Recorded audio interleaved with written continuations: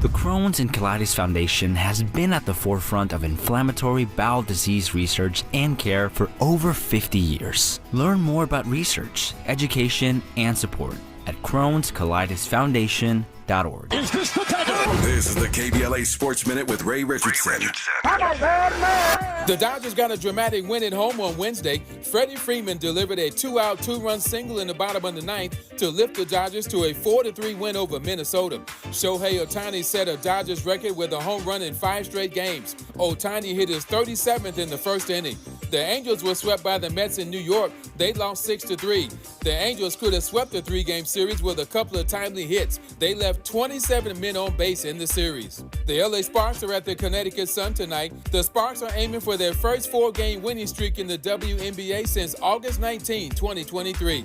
Congratulations to tennis legend Venus Williams. The 45-year-old Compton native confirmed her engagement to Andre Predic, a 37-year-old actor from Denmark. Venus has a second-round match tonight in the DC Open against Magdalena Frech of Poland. No debates, no speculation, just the info you need. That's your KBLA Sports Minute. I'm Ray Richardson on KBLA Talk 1580.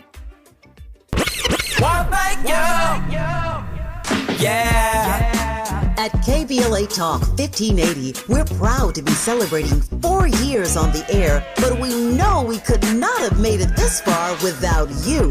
We work hard every single day to curate conversations that will enlighten, encourage, and empower you. So, from all of us at KBLA Talk 1580, a big thank you for your love and support. You don't know how much you mean to me. And by the way, if your smartphone did not update automatically, be sure to download our brand new KBLA 1580 app. We think you'll love all the new features, including new ways to send us photos and video in real time, whenever news breaks, while we're on the air. It's a new dawn, a new day for KBLA Talk 1580, and we're glad you're on this journey with us. You never turned away, you were right there. And I thank you, thank you. 1,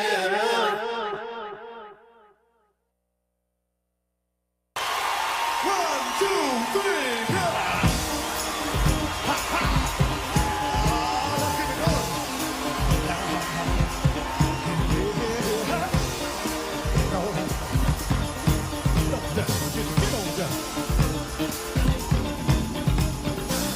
I'm gonna try to keep it coming. Things ain't always smooth, oh, but I'll be alright as long as I can find the groove. Yes, I will. Somehow I know that I can make it. You seem to like my style. Don't you worry, I'm gonna be around a while. Yes, I will. I'm just happy to see you talk to me back in style again. Live from historic Leimert Park in Los Angeles, California, I'm Tavis Smiley, and I'm so glad to see you and me back in stride again.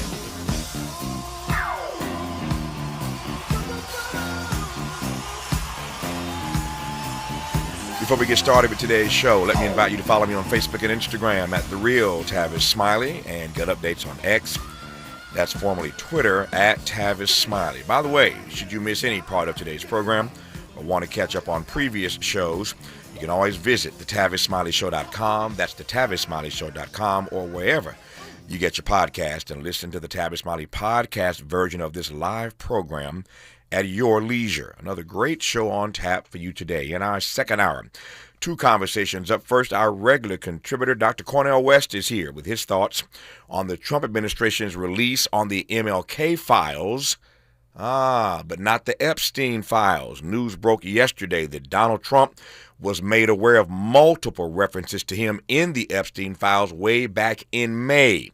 Of course, watch this now. This news breaks one day after Speaker Mike Johnson ended the congressional session early amid the turmoil over the Epstein fallout. Y'all see how low down this is? Hope you're watching all this. Smiley and West on the top side of hour 2. On the B side of our two, Genesis Robinson, Executive Director of Equal Ground, updates us on the recent Florida Supreme Court decision that dealt Democrats a severe redistricting blow. In our third hour, Roy Okupo, founder of Unique Studios, takes us inside Ianu, the #1 series on the Cartoon Network, and previews his Comic-Con convention appearance this weekend. And I just got a note, we may get a call from Ayanna Pressley, Congresswoman, in the third hour. I'm looking for a call from her perhaps to talk about her Epstein motion in the House. That may happen as well in the third hour, so stick around for that. In this first hour, though, let's talk politics with John Nichols, National Affairs Correspondent for The Nation magazine, now celebrating its 160th anniversary. That's a big deal.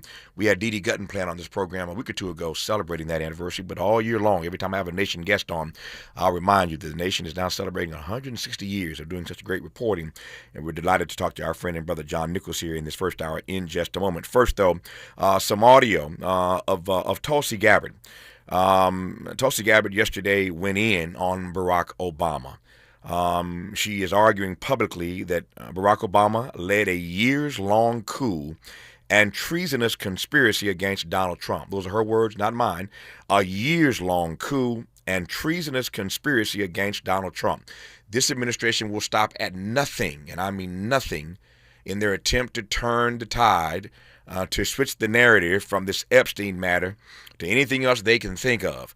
But now it's that Obama is guilty of treason. Don't take my word for it. Take a listen to Tulsi Gabbard. Gabbard, thank you. So just two questions, but to begin on that. The president yesterday, you've inferred that the former president helped lead a coup. Based on what you now see, do you believe President Obama is guilty of treason? I'm leaving the criminal charges to the Department of Justice. I am not an attorney, but as I've said previously, when you look at the intent behind creating a fake manufactured intelligence document that directly contradicts multiple assessments that were created by the intelligence community, the expressed intent and what followed afterward can only be described as a years-long coup and a treasonous conspiracy against the American people, our republic, and an attempt to undermine President Trump's administration. The Senate Intelligence Committee spent several years looking into this and unanimously agreed in a bipartisan fashion, Secretary of State Rubio was a member of that committee, that there was no political interference. There was a years-long Justice Department investigation into this as well that also concluded no political interference. So help us, from a 50,000-foot level, explain, what do you now have that refutes those two conclusions? I will encourage you, in my role as the Director of National Intelligence, my job, again, as I said when I came into this role, was to make sure that we are telling the truth to the American people and that we are ensuring that the intelligence community is not being politicized. So I'm not asking you to take my word for it. I'm asking you in the media to conduct honest journalism and the American people to see for yourself in the documents that we've released now, close to 200 pages, that point in multiple references, multiple examples, to include comments that have been made by senior intelligence professionals who are some still working within these agencies today that confirm the conclusions that we have drawn, that President Obama directed an intelligence community assessment to be created to further this contrived false narrative that ultimately led to a years-long coup to try to undermine President Trump's presidency. I've always believed in all the years of my being in the media, and I've been accused of a lot of things in my career with regard to how I conduct my conversations. But I've always believed that you can't ever, dumb down conversations for the American people, and you can't ever try to pull the wool over their eyes, right? And it is fascinating to me that we're watching this in real time as if this is some sort of magic trick. Like, don't look over here, look over here. It's like a Jedi mind trick, right? It's like, it's absolutely insulting. It's absolutely insulting and infuriating that they would play this game. Again, and we can all see exactly what it is, doing anything and everything they can to try to avert your eyes, to avert your attention from what's really happening in Washington right about now and the hot water that Donald Trump and Republicans have themselves in.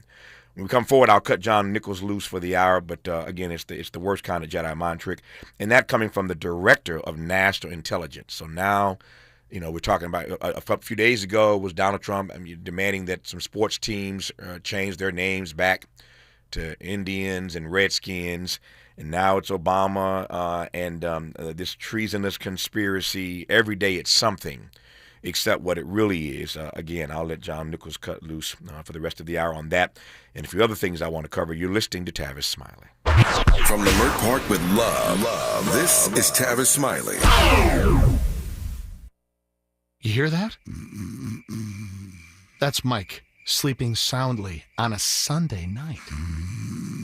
That's because Mike was smart this time. He took ZQL Ultra to fall asleep fast, stay asleep longer, and get the deeply restorative sleep he needs. So now he wakes up refreshed and ready to conquer Mondays. Let's do this Monday. ZQL Ultra. Not for colds, just for sleep. Really great sleep. Use as directed. Keep out of reach of children. Why'd I go to the doctor? My heart would race just taking my son to practice. It didn't feel right. So I got checked out. Turns out I have atrial fibrillation, which increases the risk of stroke about 5 times. Symptoms like irregular heartbeat, heart racing, chest pain, shortness of breath, fatigue, or lightheadedness can come and go. But if it's AFib, the risk of stroke remains. If you have symptoms, contact a doctor. I'm so glad I did. Visit notimetowait.com. Sponsored by Bristol-Myers Squibb and Pfizer. Make a move into a home of your own. With City National Bank's Ladder Up Home Loan Grant, you could receive up to $20,000 that you never need to pay back. Use it toward your down payment, save on closing costs, or to buy down your mortgage rate. Find out more at cnb.com/ladderuphome. City National, here for every stage of the journey. Property must be in a qualifying market in California, New York, or New Jersey. Additional terms and conditions apply. Not all applicants will qualify. Terms are subject to change without notice. City National Bank is an equal housing lender. Member FDIC. NMLS number 536994. This is Secret Clinical dominating extra stinky stress sweat. And this is regular deodorant. Secret Clinical in a heat wave. Oh, what a beautiful day. This is regular deodorant. Ugh, I can't. Secret Clinical with workout sweat. Let's run another marathon. And regular deodorant. How much more? Secret is the GOAT. Because nothing fights sweat better. Stay fresher under pressure. What make you? Yeah. The California Crusader newspaper would like to thank all of our subscribers for their support throughout the years, proudly serving the South Los Angeles and South Bay areas for more than 40 years. The California Crusader is a multicultural, black-owned, adjudicated newspaper that focuses on providing newsworthy information to the people in our community. We're constantly looking for ways to assist businesses in our community to connect with our subscribers. We provide low-cost, effective ways to promote your business with our reasonable and affordable advertising rates. You can participate by suggesting, sharing, and submitting your stories on the California Crusader newspaper Community Share Facebook group page, or visit our website at cal-cruise-news.com. That's calcruisenews.com. Then click on the Submit Now button located on the top right corner of the homepage, or text CCN to 42828. Again, text CCN to 42828. The California Crusader newspaper, working together to build a better community for our future. Subscribe today. Made fresh daily in Leimert Park, Los Angeles, California. You're listening to Tavis Smiley. Tavis Smiley and John Nichols. Let me do one other thing before I bring John on the line here. Barack Obama does have a response to these allegations yesterday. He's not been as vocal as I think he ought to be in the midst of all this trauma and drama. Courtesy of the Trump administration, he's not been nearly as out front and as vocal as I think he ought to be. But that's just me. But he spoke up yesterday. he came out of hiding yesterday, and let me quote from what Barack Obama said in his statement. Out of respect for the office of the presidency, our office does not normally dignify the constant nonsense and misinformation flowing out of this White House with a response. Obama's statement read, I continue quoting, but these claims are outrageous enough to merit one. These bizarre allegations are ridiculous and a weak attempt at distraction. Close quote. That's former President Barack Obama on these allegations by the Trump administration yesterday, no less than the Director of National Intelligence, that he engaged in a years-long coup and treasonous conspiracy against Donald Trump. Now, if that isn't bad enough, we learned today that Barack Obama is seeing a death threat surge after these claims yesterday. So the former president, as you know, every former president maintains a Secret Service detail. So as long as you're living, if you're a former president, you always have a Secret Service detail with you every single where you go. So Obama still has protection. But we all recall the concerns we had when he got elected as the first African-American president about his life. And we recall during his tenuous presidency, somebody got across that fence into the White House lawn and darn near into the White House before they tackled him during the Obama presidency. And so it was a blessing that he survived all 8 years. And of course, he's still living into his post-presidency. But now we are seeing apparently an increase in death threats against Barack Obama because of these outrageous and treasonous claims. So that's what I know right now. John Nichols, what do you make of all of this, my friend? Well, you've put a few things on the table, my friend. Take your time. Take your time. No, I'm going to start. I got plenty to say, but let me start with a question for you. You have covered national politics for as long or longer than I, and you know your way around it pretty well. What would people be saying if Barack Obama, as President of the United States, had dismissed allegations and reports coming from all sorts of top people and many sources? Not meaning every source is perfect or anything like that, but if he had dismissed discussion about possible Russian interference in U.S. elections, what would our conservative friends be saying about that? Yeah, they would have taken him to the woodshed. And not just the woodshed, they would have tried to find a way to impeach him. If they had ever learned that there were, in fact, to John's point, if they'd ever learned there were credible threats of Russian interference in our elections, and Barack Obama had looked the other way, put his head in the sand, had not done anything about it, you can rest assured that they would have brought him up on impeachment charges immediately. And it would have been, it would have been ugly. And I say immediately, I mean sooner than right now and quicker than at once. I'll say it again, sooner than right now and quicker than at once. They would have had him in impeachment proceedings if they'd ever learned that he had that kind of intelligence, that the Russians had interfered in our elections and he had done nothing about it. So when that information came and Obama's team went to work, now Trump wants to turn that into a years-long coup and treasonous conspiracy against Donald Trump. That's my answer, John Nichols. They'd have him up on impeachment charges sooner than right now and quicker than at once. Well, you see that, and you've confirmed my point here, right? So any president of the United States is in a difficult situation, right? You get information, it comes to you, it is based on a lot of evidence, a lot of information, both domestic and international. And what do you say? What is the right thing to say? Presumably, it is, well, let's get to the bottom of this. Let's figure this out. Let's, examine the things that are credible, reject the things that are not. Now, am I here to tell you Barack Obama did everything right perfectly? I don't know that, But what I can tell you is, as somebody who covered the guy for a long time and interviewed him some along the way, disagreed with him on many issues fundamentally, agreed with him on many others, that I have always had the sense of him as a very cerebral, very serious figure who took the office of the presidency as both a great honor and a great responsibility, and kind of followed through and got to the bottom of things, or at least tried to.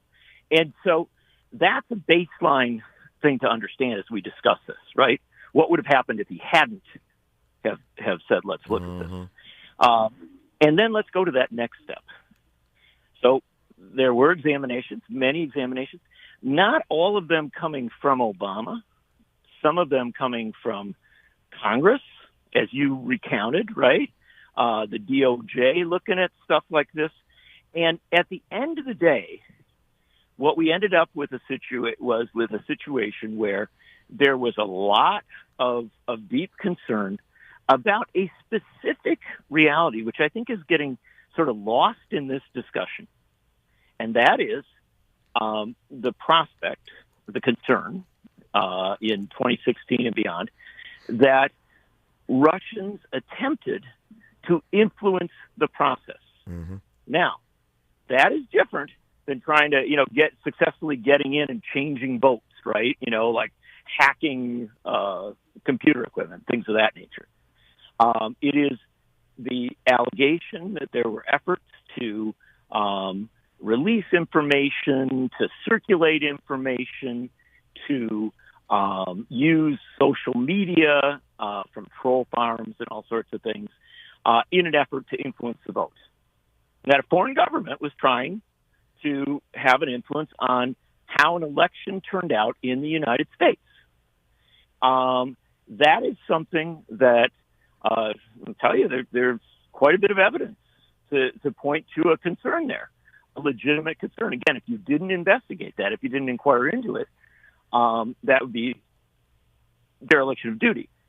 But what Tulsi Gabbard appears to be doing at this point is, sort of taking it all and throwing it into a pot and saying, well, Obama and others were concerned about potential interference. And remember, there were concerns about potential interference in the 2020 election as well, under Trump. So they were concerned about actual interference in the vote, but they were also concerned about efforts to influence the process, and they pursued those concerns. She's trying to suggest that it's somehow this much bigger, much more complex mix of things, throwing everything into the pot and hoping something boils up, right? And you can examine that and talk about it. We could spend the whole show on it. But I would simply ask you a second question, my friend. Okay. And that's this. If this was such a big deal, this big a deal, right? That the immediate former president before the first Trump term and the, very active former president, still very much presence in our political life, was involved in a coup, right? Or some sort of coup attempt. Wouldn't you bring that out like around day one of your presidency? Yeah. Why would you wait until the summer, till July, and in a week when, as Senator Sheldon Whitehouse of Rhode Island, one of the more serious and cerebral members of the Senate, says that the Jeffrey Epstein controversy is a full-on Washington dumpster fire, right? That it is, kind of taken over everything. And when you have credible Republicans, not people I agree with on probably any issue, stepping up and saying, as Thomas Massey has and others, we got to get to the bottom of this. Why would you suddenly decide, oh, well, that's the time to bring this stuff out? Yeah. I mean, so that's my next question for you. Well, wouldn't you have done it at the start? Yeah. Well, you know the answer to that is, as I said earlier, it is a WMD, right? A weapon of mass distraction. And as you were talking, my mind went back to something else that just occurred to me. We played a clip on this show. The audience may recall a few weeks ago when Trump was in the midst of saying, at least he was deciding whether or not to support Israel and get involved in the Iran matter. Right. Donald Trump ultimately said, I'll make a decision in 2 weeks, and within 2 hours, essentially, they were dropping these bunker buster bombs in Iran. But you recall, he was on Air Force One and talking to reporters, and they were quoting to him what Tulsi Gabbard, this same Tulsi Gabbard, Director of National Intelligence. John knows where I'm going. He remembers this. The audience may recall as well. He's on Air Force One. Reporters are quoting to him what Tulsi Gabbard, his Director of National Intelligence, had said about Iran. And what she had said, the intelligence showed, was that Iran was no closer to a nuclear weapon now than they had been in recent years. They were no closer to, they had, of course, some enriched uranium, but they were no closer to developing a nuclear bomb now than they were years ago. That's what Tulsi Gabbard told the media. The media recount to Donald Trump, to his face on Air Force One, what his Director of National Intelligence has said. And Donald Trump said, I don't care what she said. That's a quote. I don't care what she said. And he went on to make his point because he wanted to bomb Iran. And within a matter of hours, of course, we were, in fact, bombing Iran. This is the same Tulsi Gabbard who's now suggesting that there was a years-long coup and treasonous conspiracy against Donald Trump by Barack Obama and his administration. I wonder, John, my question for you, since you're asking me questions, let me ask you a question. I wonder, my friend, I wonder if Donald Trump's going to come out today and say, I don't care what Tulsi Gabbard said. I don't think that'll happen today. I don't either. So here's the bottom line, bro. Okay. And this is very, very important maybe aspect of this whole thing. And that is that when Tulsi Gabbard wasn't useful to Donald Trump politically, not on policy, not on governance or something like that, but politically, right? He was totally dismissive, to the point where many people were speculating that she might be out of the administration. Mm-hmm. Right now, this person who just a few weeks ago seemed to be in a tenuous circumstance is doing exactly what the president would like to see done. And coming forward and kind of serving the moment very, very conveniently. Of course, the president isn't going to dismiss her. This president is going to see this as somebody who's serving in the way he likes his appointees to serve, right? Which is to maintain the political project. And I guess the important thing of all this is that this distraction, this effort to, kind of divert attention elsewhere, has failed.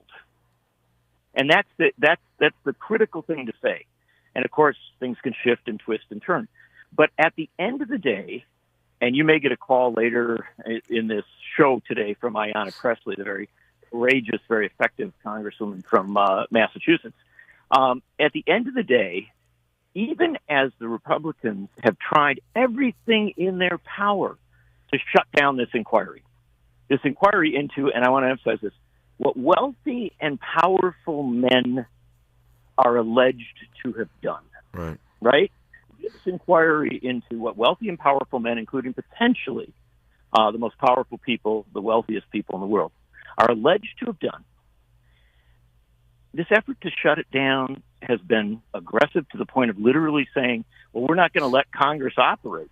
Yeah. We're gonna all leave Washington rather than let this inquiry go forward. Members of Congress like Ayanna Pressley, Ro Khanna, and Republicans like Thomas Massey have simply said, we're not going to let this go. Yeah. And as long as they continue to say that,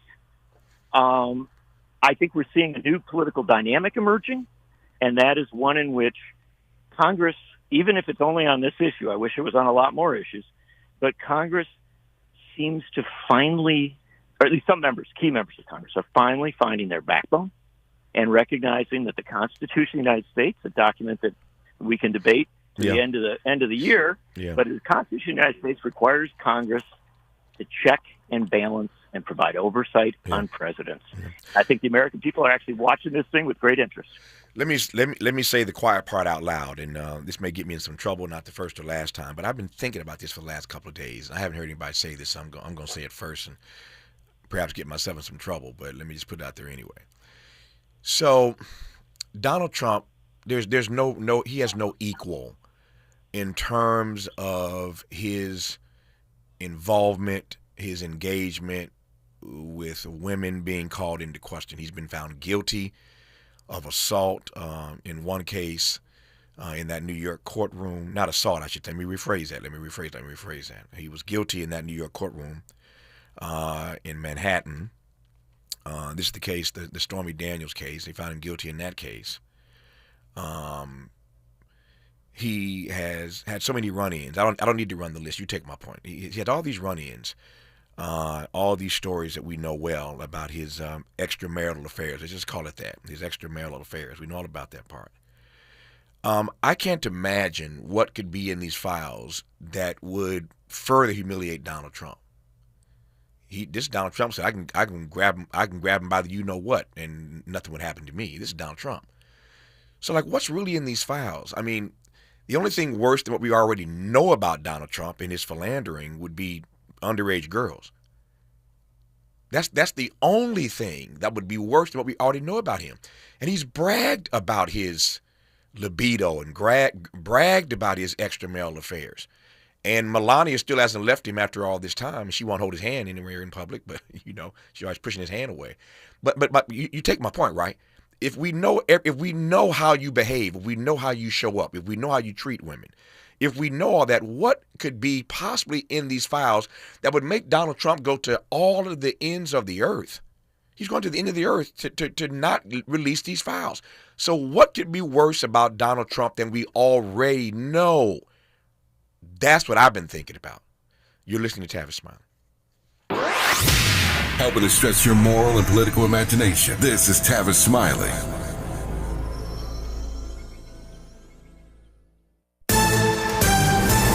I'm Bree Wood with BIN News Now. President Trump wants America to be the world leader in AI. As President of the United States, I'm here today to declare that America is going to win it. We're going to work hard. We're going to win it.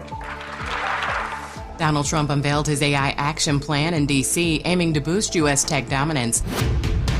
The family of Black 18-year-old Sanaya Cheatham is demanding answers after she died in New York Police Department custody. Officials say she hanged herself with a sweater, but at her funeral, her family disputed that and wants surveillance footage released. Attorney Ben Crump is calling for justice. And Pharrell Williams is launching The Art of Time, a rare watch auction through his platform Jupiter. The curated drop features nearly 30 unique timepieces, including platinum Rolexes and diamond-covered Audemars Piguet, celebrating a century of craftsmanship. Get BIN News Now on demand 24/7 on the iHeartRadio app. The Crohn's and Colitis Foundation has been at the forefront of inflammatory bowel disease research and care for over 50 years. Learn more about research, education, and support at Crohn'sColitisFoundation.org. This is the KBLA Sports Minute with Ray Richardson. The Dodgers got a dramatic win at home on Wednesday. Freddie Freeman delivered a 2-out, 2-run single in the bottom of the ninth to lift the Dodgers to a 4-3 win over Minnesota. Shohei Ohtani set a Dodgers record with a home run in 5 straight games. Ohtani hit his 37th in the first inning. The Angels were swept by the Mets in New York. They lost 6-3. The Angels could have swept the 3-game series with a couple of timely hits. They left 27 men on base in the series. The LA Sparks are at the Connecticut Sun tonight. The Sparks are aiming for their first 4-game winning streak in the WNBA since August 19, 2023.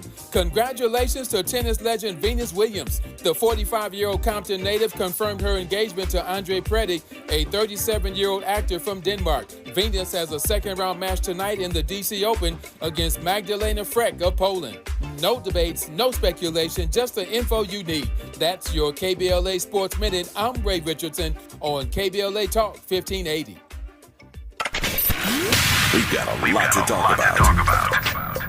Hi, I'm Zoe Williams, a.k.a. the Voice of Reason, encouraging you to join me weekdays from 7 to 9 p.m. for the world's most intriguing relationship radio roundtable. Every night, I facilitate and encourage our loyal listeners to participate in the most engaging relationship discussions you'll hear anywhere. So make it a point to rendezvous with me, Zoe Williams, the Voice of Reason, Monday through Friday, 7 to 9 p.m. Pacific Standard Time. Trust me, your relationships will never be the same. The VOR is on fire tonight. Unapologetically progressive. KBLA Talk 1580. We've got your black.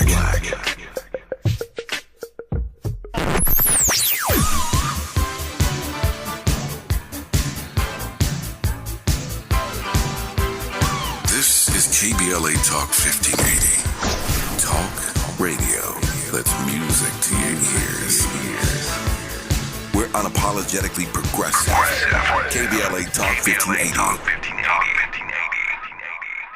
Got issues with youth or high school sports? Positive Coaching Alliance can help. PCA, a national nonprofit, offers more than 1,000 free online resources for youth and high school sports coaches, parents, students, and administrators. Visit PCADevZone.org. At KBLA Talk 1580, we aim to foster enlightening, sustainable, restorative dialogue, and we welcome unapologetically progressive viewpoints that empower fellow citizens. We are now accepting submissions for KBLA Talk 1580 guest editorials like this one. With the KBLA Talk 1580 guest editorial, I'm Martin Gordon, chair of the Pasadena Community Coalition. Recently, I listened to a Tavis Smiley show conversation with James Farr. James said something that caught me off guard. Black out the Dina is gone. My community is being murdered. I said murdered. All you have to do is go to our website homepage at KBLA1580.com and click on the icon that says KBLA Guest Editorials to learn more about our editorial standards and content submission guidelines. As long as the topic aligns with our mission, we are happy to review your submission and consider it for broadcast. We can't make any promises, but we want to amplify progressive perspectives that are community-focused and solution-oriented. So, go to KBLA1580.com right now to download all the information you need about our guest editorials. At KBLA Talk 1580, we've got your black.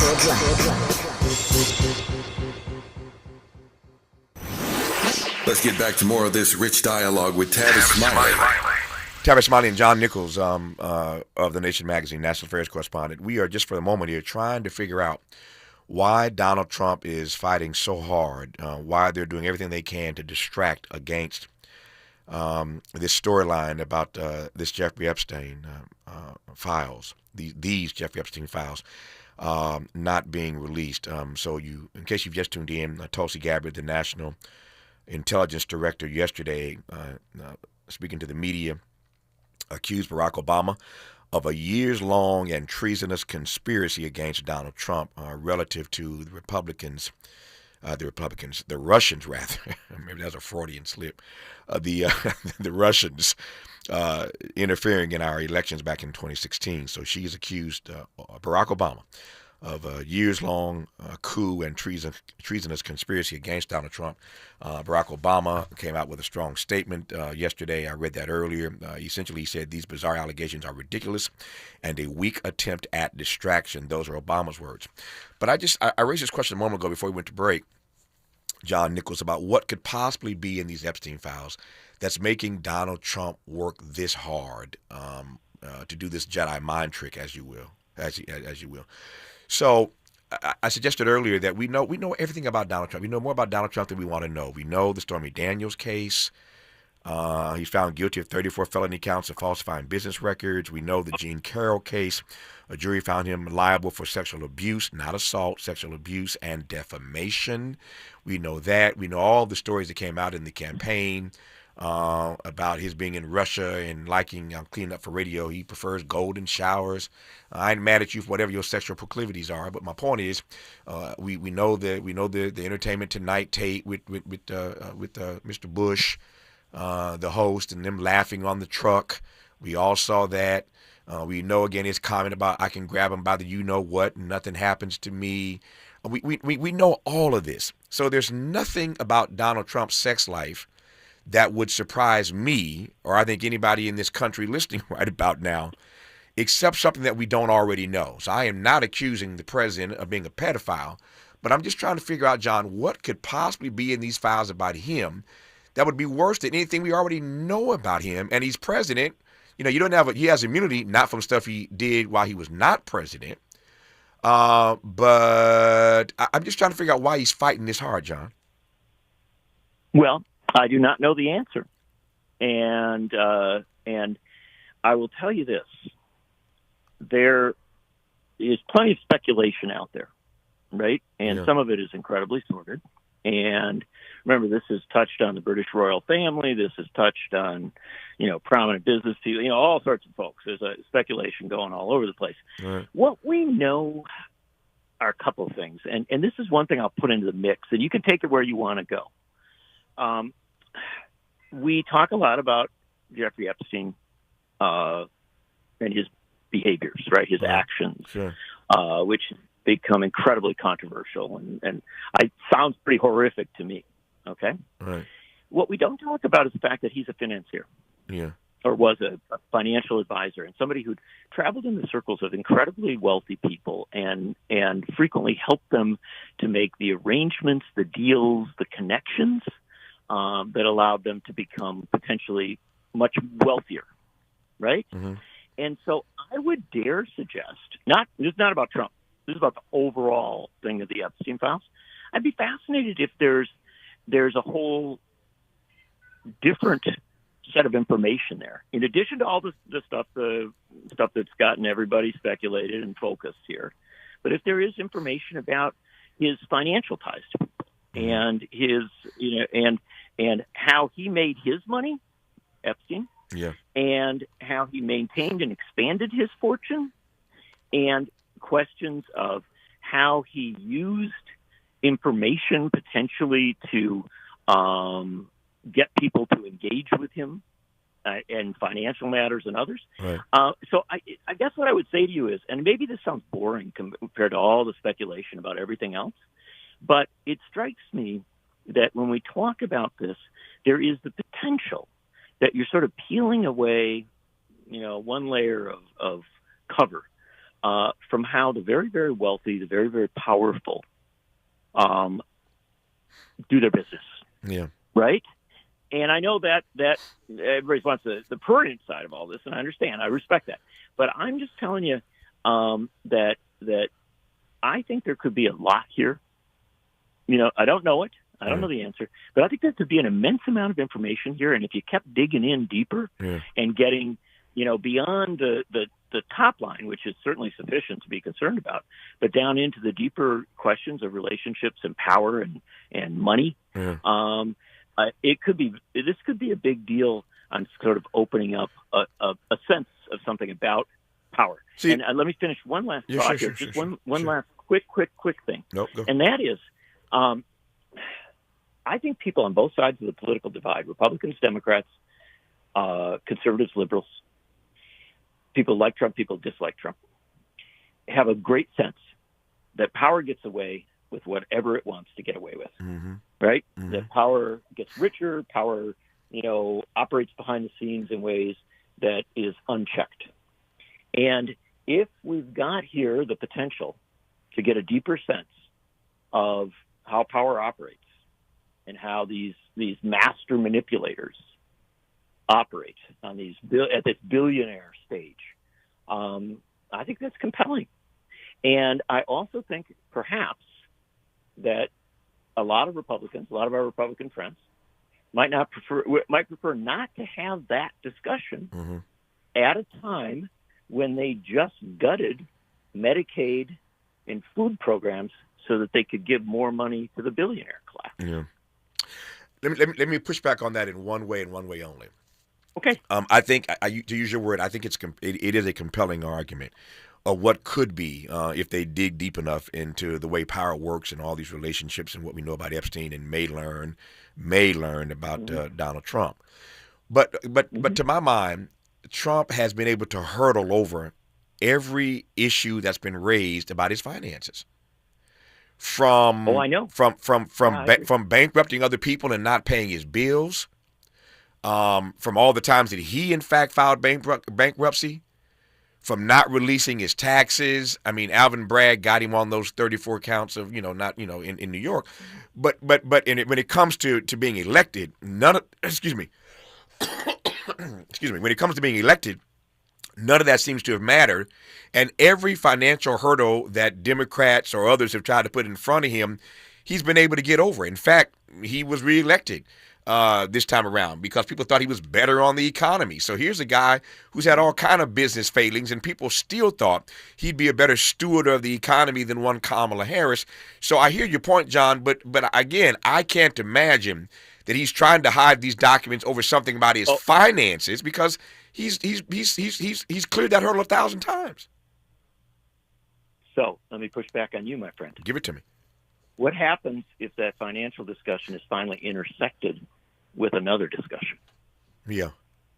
No. And so suddenly, as we begin to explore these deeper questions of all this, that there's counter narratives. There's all sorts of information coming in, including things that a lot of Donald Trump's backers during the campaign in the past thought needed to be exposed, right? Right. And so it's that you put some of the things that I just brought up into the fuller context here, the fuller discussion. And I'm just suggesting to you that we have covered Donald Trump for a long time, seen him in many, many settings. We've never seen him this agitated about trying to keep something from coming out. We've never seen and so we have to assume there's more, we have to assume there's a lot there, potentially. No, and what it is, I don't know. On that point, I agree. We've never seen him quite this agitated. And now they're engaged in scorched earth. This is all scorched earth, right? Anything and everything that they can pull out to try to change the storyline, they will. But the problem is one of our guests said yesterday, when you tell people there's nothing to see here, that's when they want to look, right? And that's what they're telling us. There's nothing to see here. Okay, right. So this story is not going anywhere. Mike Johnson can gavel out Congress all he wants, but this story continues to build, number one. Number two, it's got legs. Number three, Congress has to come back to work at some point. And there are going to be all kinds of motions and calls for committee investigations. And Democrats are sniffing this thing out. This may be Donald Trump's Waterloo. Use another W word, maybe his Watergate. Who knows? But I can tell you one last thing. That the more this thing drags out, the more the media is going to be digging. There are a lot of reporters out there, not John Nichols per se, but there are a lot of reporters out there who want to win a Pulitzer. And there's going to be a lot more digging into this, and there are going to be news organizations demanding for information that hasn't been released. I mean, this thing is going to get far uglier than it is at the moment. And now that the media knows that there may be something here, I can guarantee you that as I'm on there live right now, there are multiple news organizations digging and digging and digging, trying to find sources. But again, Donald Trump can tell us all day long there's nothing to see here, but this is going to get much uglier for him. And we will see what that looks like in the days and weeks and months to come. We do know that he was told back in May that he was all up in these files. And so that story, of course, came out yesterday. So it's anyway, I digress for now, but I won't be digressing for long because I can promise you this thing, as I said, has legs. You're listening to John Nichols on Tavis Smiley. From California to the Carolinas, everybody's listening to Tavis. More when we come forward.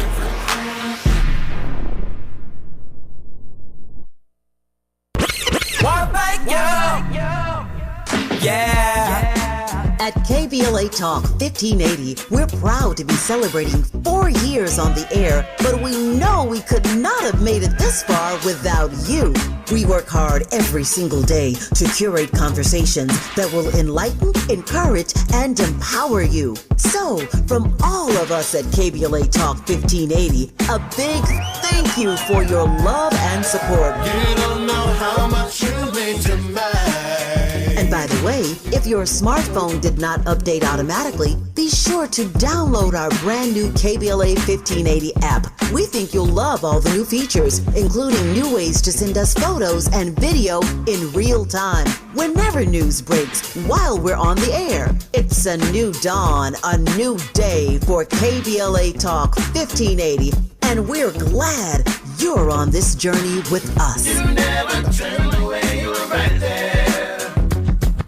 Thank you, thank you. We asked seniors how to prevent Medicare scams. My best advice, if you get a phone call, do not talk to the person. These people are well trained. Don't talk to them. They don't know me. They're just trying to scam me. Don't be fooled. Hang up.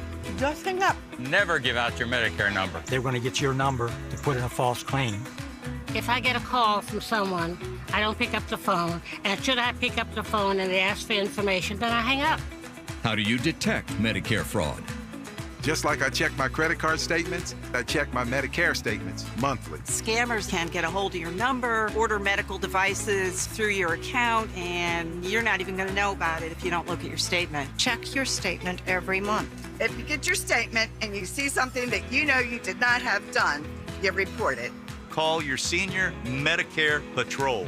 To report Medicare fraud, call the Senior Medicare Patrol at 855-613-7080. Financial Group is not a law firm. Hi, I'm Chuck McDowell, the timeshare cancellation guy. In 2011, I founded Wesley Financial Group with one goal in mind: to help honest folks out of their timeshares permanently. Today, I run Wesley with my two sons, a real family business, treating every client and every employee like we'd want our own family treated. That philosophy has helped us grow into the largest, most trusted timeshare cancellation company in the United States. Fortune magazine even recognized us as one of the best places to work. Why? Because we genuinely care. In fact, some of our former clients were so moved by their experience working with us, they joined our team so they could help others to timeshare freedom. If you're stuck in a timeshare, give us a call. Let our family help your family. Call Wesley now for your free timeshare exit kit. 800-687-7979. That's 800-687-7979. 800-687-7979.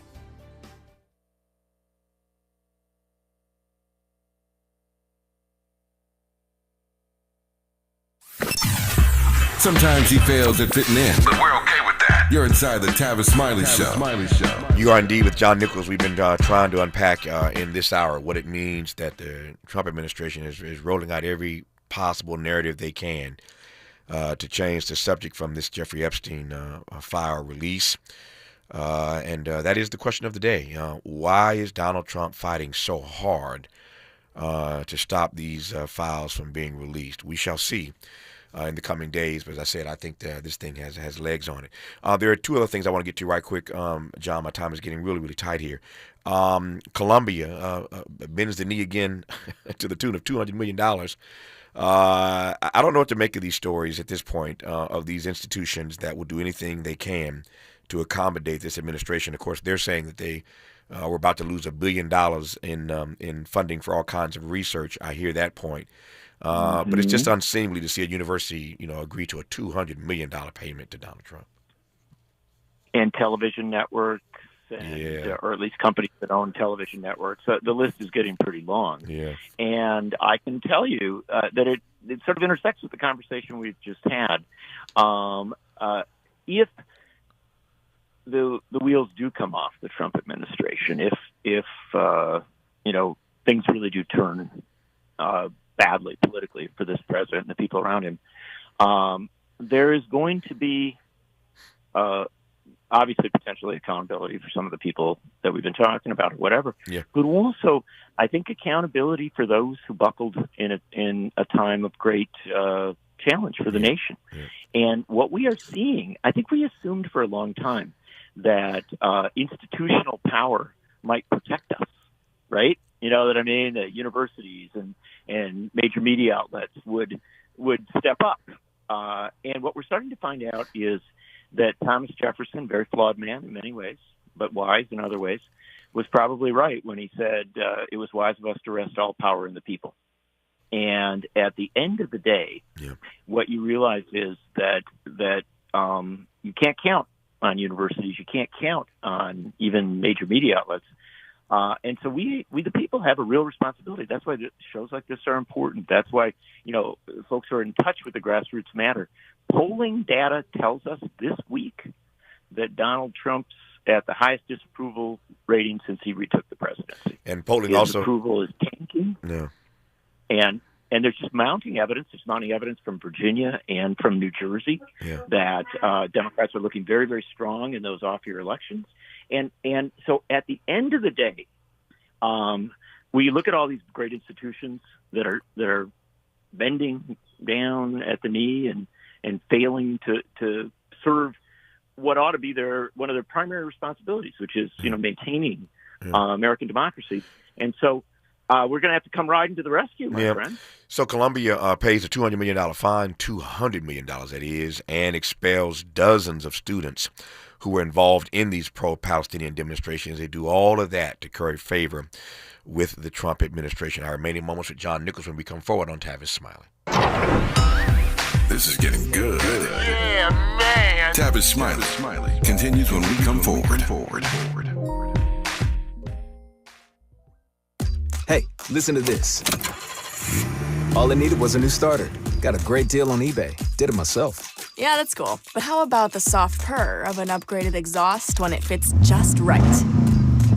For me, it's the little things, like these new windshield wipers from eBay I installed. From small fixes to big upgrades, eBay has all the parts you need at prices you'll love. Guaranteed to fit every time. eBay. Things people love. Eligible items only. Exclusions apply. Why'd I go to the doctor? My heart would race just taking my son to practice. It didn't feel right. So I got checked out. Turns out I have atrial fibrillation, which increases the risk of stroke about 5 times. Symptoms like irregular heartbeat, heart racing, chest pain, shortness of breath, fatigue, or lightheadedness can come and go. But if it's AFib, the risk of stroke remains. If you have symptoms, contact a doctor. I'm so glad I did. Visit notimetowait.com. Sponsored by Bristol-Myers Squibb and Pfizer. If you're like me, 60 and retired, making ends meet, especially here at the supermarket and drugstore, is tough. I'm so blessed to have found benefitscheckup.org. It's a free and confidential website from the National Council on Aging that connected me to $1,200 a year in programs that help pay for food, medicine, utilities, and more. Maybe it can help you. benefitscheckup.org. You know where you want to go in life, and City National Bank can help. City National knows the dedication it takes to build your vision for the future into a reality, and our team is here for you. We have a wide range of options to help, from personal savings accounts to interest-bearing money market savings accounts and more, all designed to help you get where you want to go. City National, here for every stage of the journey. Learn more at cnb.com. City National Bank is a subsidiary of Royal Bank of Canada, member FDIC. Freedom is an endless meeting. So let's get back to it with Tavis Smiley. Tavis Smiley and John Nichols. I close on this note in the 3 minutes I have left with John. So, John, I'm not saying that this is that moment. I don't have a crystal ball. I don't know as yet. But I suggested earlier that this may be, this Epstein file situation, may be Donald Trump's Waterloo. It may be his Watergate. And speaking of Watergate, there was a point at which during the Richard Nixon era, you recall, that Republicans turned on him. The data, the new polling suggests that Republicans, to a large degree now, are concerned, and not just concerned, disapprove of his handling of this Epstein matter. New data out today, new polling, that Republicans disapprove of his handling of this Epstein matter. There are Republicans who voted to subpoena those documents from the Department of Justice, Republicans joining Democrats to vote to subpoena the documents about the Epstein file from the Department of Justice. So there are Republicans now in Congress who are starting to turn. The data, again, is suggesting they disapprove of the way he's handling this. His numbers are down on the economy. What say you about whether or not we're at the start, the very start of a moment where these Republicans who have been scared of him are starting to find, I won't say they're going to find their spine, that's giving them too much credit, but this may be an opening for them. How do you read it? I think it is for some. And I think that Donald Trump is the dominant figure in the Republican Party, and that is not going to change soon. However, the important thing to understand is that Republicans who are in Congress have to worry about two things. The primary, in which Donald Trump might oppose them, and that could get them knocked out of office, and the general election. And I'll just tell you that there's a new Reuters poll, came out yesterday, shows that 69% of people think that the handling of the Epstein thing is inappropriate. Something's wrong there. Yep. Do you know how many people think that it's right, the approach that the Trump administration has taken and the Republicans in Congress? What's the percentage of people that think it's right? 6%. Wow. You can't overcome numbers like that. Now, this scandal may go away. We may be distracted, so you can never rule that out. But I will tell you that if this is a part of the mix that people put into play, you cannot overcome a 69 to 6 percentage, right, against you. That means that a substantial portion of Republicans are waking up. It means independents are shifting. Democrats obviously already where they're at. And one final thing I'll say here, and I know we got a second only, give credit to Thomas Massey, the congressman from Kentucky, Republican congressman, very, very conservative. He has been rock solid in speaking up on this, and I think he has shown a lot of other Republicans what they might do. John Nichols, I appreciate you as always. A lot of news today, and we focused on this particular storyline because it is the top storyline at the moment. But I'm always honored to be in conversation with John Nichols, National Affairs Correspondent for The Nation magazine, now celebrating its 160th anniversary. Thank you, John. I'll talk to you soon. Honor to be with you, my friend. As always, honor for me. When we come forward, Dr. Cornel West on Tavis Smiley. KBLA 1580 Santa Monica. I'm Bree Wood with BIN News Now. President Trump wants America to be the world leader in AI. As President of the United States, I'm here today to declare that America is going to win it. We're going to work hard. We're going to win it. Donald Trump unveiled his AI action plan in D.C., aiming to boost U.S. tech dominance. The family of black 18-year-old Sanaya Cheatham is demanding answers after she died in New York Police Department custody. Officials say she hanged herself with a sweater, but at her funeral, her family disputed that and wants surveillance footage released. Attorney Ben Crump is calling